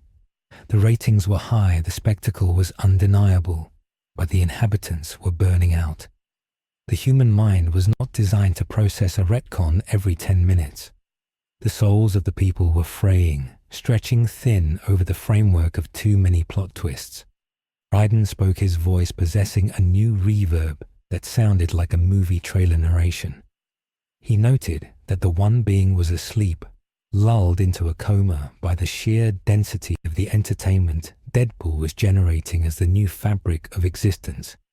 But this was a false victory. They had traded oblivion for a fever dream. The casualty rate was sustainable only because death had become a revolving door. Warriors died in glorious slow motion, only to reappear in the next scene with a bandage and a quip. It stripped life of its meaning. There was no stakes, and without stakes the narrative engine would eventually stall. When it stalled, the one being would wake up not out of boredom but out of disgust. The critic, the avatar of judgment they had seen earlier, was merely a scout. The real threat was the cancellation. Below in the streets, the survivors of the previous acts were struggling to find their place in the new genre. Johnny Cage had been merged with the essence of a Shao Kahn-style warlord, becoming Johnny Khan. He sat on a throne made of Oscars and skulls, forcing captured Tarkatans to perform stunt falls for his amusement. He was miserable. He knew this wasn't his character arc. He felt the weight of the hammer in his hand, and it felt like a prop. He wanted to cut the scene, but the director, the cosmic Deadpool essence, kept yelling action. Sonya Blade had been fused with a noir detective archetype, narrating her own life in a gritty internal monologue that everyone else could hear. She was trying to solve the murder of logic, but every clue led to a fourth wall break. The tragedy of the Amalgam Era was that everyone was aware of the absurdity, but powerless to stop it. They were trapped in a what-if issue that refused to end. Then the sky tore open. It was not the white void of the one being or the grey static of the Redcons. It was a tear of pure ink. A black, viscous substance began to leak from the hole in the heavens, dripping down onto the chaotic city. Where the ink touched the world, it didn't destroy, it flattened. A three-dimensional building struck by the ink became a two-dimensional drawing, a flat background with no depth. The ink spread rapidly, pooling in the streets and rising like a flood. Emerging from the ink were the editors. These were not humanoid figures, but geometric shapes of absolute darkness, floating monoliths of censorship and deadline. They emitted a low hum that silenced the background music of the world. The editors had arrived to trim the fat. They were the immune system of the omniverse designed to prune timelines that had become too self-indulgent. Raiden watched as an editor monolith floated towards a group of mutated Shokan who were engaged in a slapstick dance battle. The monolith pulsed, and the Shokan were instantly erased, replaced by a block of text that read, "Scene deleted for pacing." The horror was absolute. This was not death. It was editorial removal. It was the assertion that these lives did not matter enough to make the final cut. Chronica gasped. She realized that the editors were not serving the one being directly, they were serving the structure. They were enforcing a beginning, a middle, and an end. And since this world was all middle, they were here to force an ending. A hard cut to black. We must reach the helix Raiden commanded. The helix was the new form of the hourglass, where Deadpool's consciousness resided, weaving the chaotic timeline. If they could convince the Godpool to impose a structure, to accept an ending, they might be able to save the core of the realms before the editors deleted everything. But the helix was located in the center of the ink storm, protected by a hurricane of loose plot threads. Raiden summoned the survivors. Johnny Khan, Sonya Noir, a glitching Kano, and the amalgam versions of Scorpion and Subzero. Now a single entity called Freezer Burn, who argued with himself constantly. They gathered at the Sky Temple. They were a motley broken cast, but they were the only ones with enough narrative weight to cross the ink. The journey to the Helix was a nightmare of metatextual combat. The editors attacked not with weapons but with revisions. They tried to rewrite the heroes' backstories in real time. Johnny Khan felt his history shifting. Suddenly, he was a struggling waiter who who never made it big. He fought back by channeling the sheer ego of his combined persona, shouting catchphrases that solidified into physical projectiles, shattering the revision waves. Sonia Noir used her narration to anchor herself, refusing to let the ink change her genre. She narrated her own resistance, turning her stubbornness into a shield. They fought through streets that were turning into sketches, dodging erasers the size of buses. Freezer burn, the fusion of fire and ice, proved to be the most effective weapon. The contradictory nature of his existence, a being of two opposing elements, was painful to the editors. They couldn't classify him. Was he a villain, a hero, elemental, magical? The indecision slowed them down. Freezer burn unleashed a torrent of cryoflames, a paradoxical energy that froze the ink and burned the darkness. It cleared a path to the helix, which stood atop the ruins of the Jinsei chamber, now a twisting tower of DNA and lightning. At the base of the helix, they met the head editor.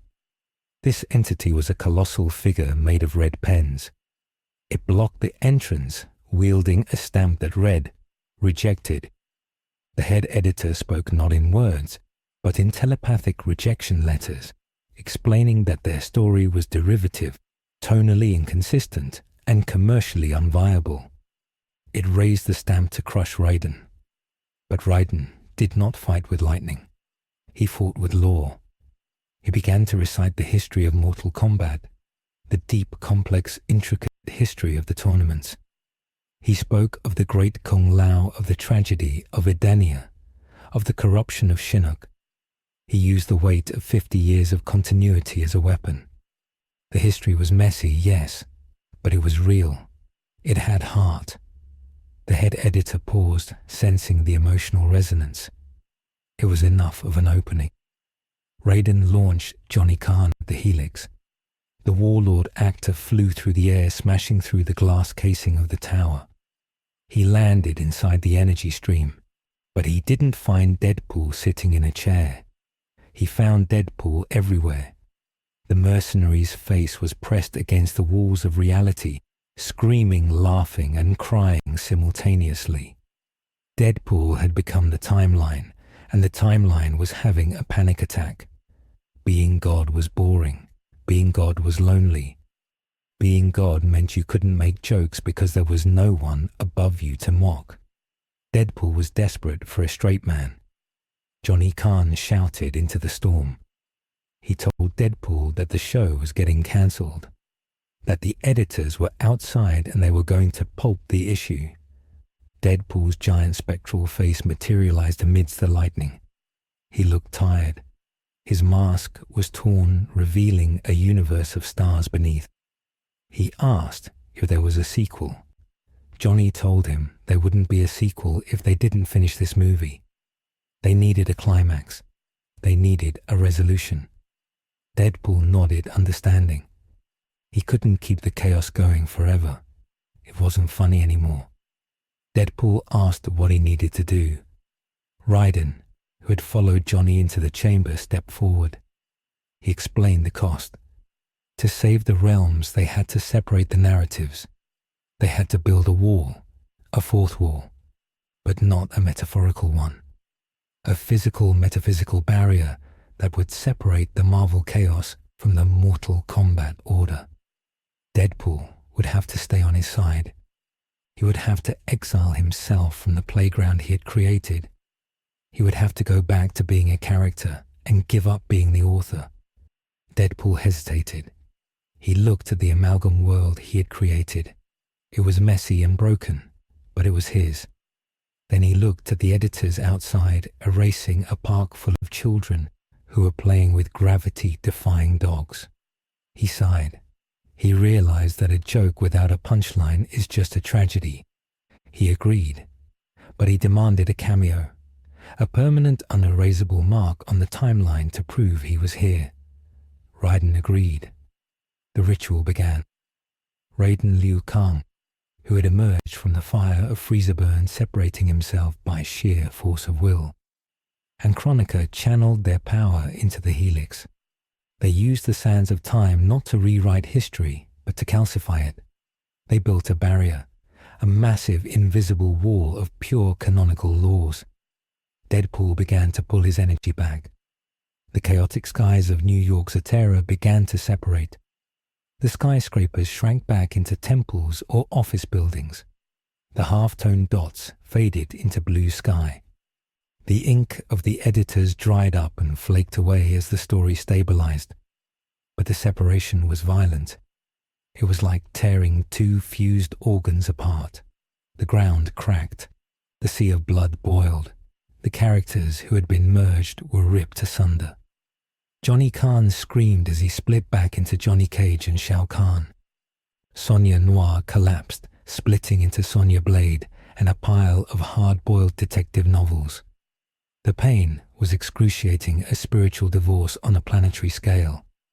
And amidst it all, Deadpool was being pulled backward into a portal of red static. He waved goodbye, making a heart shape with his hands as the reality sealed shut. The silence that followed was heavy. The world was back. Earthrealm was Earthrealm. Outworld was Outworld. The physics were Newtonian. Fatalities were permanent. But the scars remained. The Sky Temple was still hovering over the Statue of Liberty, now fused with the stone in a way that defied architecture. The Jinsei was no longer blue. It was a swirling purple permanently stained by the mutant blood. And in the center of the Wu Shi Academy, where the breach had first occurred, there stood a statue. It was not a statue of a dragon or a god. It was a statue of Deadpool made of indestructible golden chimichangas, holding a sign that read, "You're welcome." Raiden stood before the statue. He felt older. The lightning in his veins was quiet. The Elders' gods were silent, effectively resigning from a universe they no longer understood. The one being had gone back to sleep satisfied with the finale. The editors had retreated. But Raiden knew that the peace was fragile. The wall they had built, the fourth wall, was thin. He could hear humming from the other side. He could hear the sound of pages turning. Shao Kahn stood on the other side of the courtyard. He looked at Raiden. The Emperor of Outworld did not raise his hammer. He looked at his own hands, which still trembled from the memory of being a Hollywood actor. He felt a strange, lingering emotion. Empathy. It was disgusting. He spat on the ground and turned to leave, leading his troops back to Outworld. The war would continue. The tournament would continue. But the hate was gone, replaced by a weary professional respect. They were co-workers in a violent industry. They had survived a corporate merger. Sonya Blade checked her equipment. Her gauntlets were functioning normally, but in the back of her mind, she could still hear the noir narration describing her actions. She shook her head, trying to clear the voice. She looked at Johnny Cage. Johnny was wearing sunglasses, but he was crying. He remembered the power. He remembered the throne. He wiped his eyes and made a joke about dust, but his voice cracked. They had all been touched by the madness, and it had left them slightly edited. Subzero and Scorpion stood together. They had been one being. They had shared a soul. Now separated, they looked at each other with a profound, uncomfortable intimacy. They knew each other's secrets. They knew each other's pain. The rivalry was dead. It was impossible to hate a man you had been. They bowed to each other, a stiff, formal gesture, and departed in opposite directions. The Lin Kuei and the Shirai Ryu would never war again. The plot thread had been resolved not by combat, but by forced empathy. Raiden remained alone in the courtyard. He looked at the statue. He looked at the purple Jinsei. He realized that this was the new canon. A timeline that carried the genetic markers of a comic book. A world where the absurd was always scratching at the door. He understood now that his duty was no longer just to protect Earthrealm from invasion. His duty was to protect the genre, to keep the drama high enough and the stakes real enough that the universe didn't dissolve into a joke again. He was the editor-in-chief of Earthrealm now. He touched the base of the Deadpool statue. A spark of red energy jumped from the gold to his finger. Raiden smiled a small, weary smile. He looked at the camera. The invisible point in space he now knew was there, and adjusted his hat. He didn't speak to the audience. That would be dangerous. That would weaken the wall. But he acknowledged it. He knew we were watching. And he knew that as long as we watched, the show would go on. A lingering shot of the purple Jinsei bubbling softly, waiting for the next crossover. The story was over, but the franchise was eternal. The file label Case Red Alpha sits on the desk of General Sonya Blade. It is not a digital file because digital files from the event still have a tendency to corrupt into pixelated nonsense or start playing polka music without provocation. It is paper heavy and stained with the purple residue of the new atmosphere. The world has rebuilt itself with a desperate manic energy, as if trying to cover up the cracks in the plaster of reality. The physical damage has been repaired mostly. The Statue of Liberty no longer holds a katana and the Empire State Building has stopped bleeding, but the psychic wounds are festering. Civilians report a phenomenon known as the phantom narration, where in moments of high stress, they hear a disembodied voice describing their inner thoughts. It is treated as a mass hysteria, a lingering symptom of the planetary exposure to the anomaly psyche. The mental health clinics are full of people who are terrified that they are merely background characters in someone else's story. They look at the sky waiting for the page to turn. Johnny Cage has retired from action movies. He acts exclusively in indie dramas now, desperate to prove that he has depth, that he is not just a collection of tropes. He refuses to wear sunglasses. He wakes up screaming at night, remembering the feeling of being a warlord, remembering the taste of conquest. It terrifies him because he liked it. The truce between the Lin Kuei and the Shirai Ryu holds, but it is a cold silence.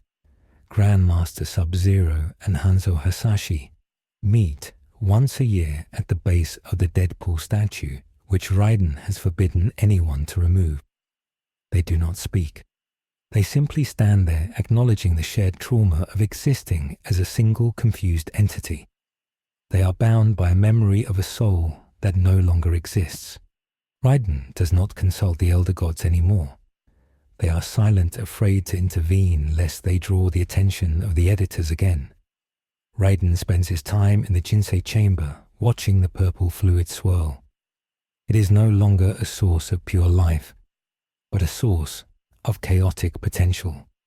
The vegetation around the temple grows in strange shapes, mimicking the art styles of other dimensions. Raiden knows that the anomaly is gone, but the door he kicked open is not fully shut. The fourth wall has been patched, but the patch is thin. Sometimes when the wind blows through the Wu Shi Academy, it sounds like rustling paper. In the deepest vault of the Special Forces, a single object is kept under maximum security. It is not a weapon or an amulet. It is a glossy paperback book found in the crater where Wade Wilson vanished. The cover depicts Raiden and Deadpool shaking hands against a backdrop of white nothingness. It is titled Mortal Kombat vs. the Marvel Universe, the Lost Issue. No one is allowed to open it. Raiden fears that if the pages are read, the story will begin again. But sometimes, late at night, the guard on duty swears he can hear laughter coming from the vault. A low, gravelly chuckle that promises that nothing ever truly ends it, just waits for the reboot. The universe is safe, but it is no longer serious. The genre has shifted, and everyone is just waiting for the next issue.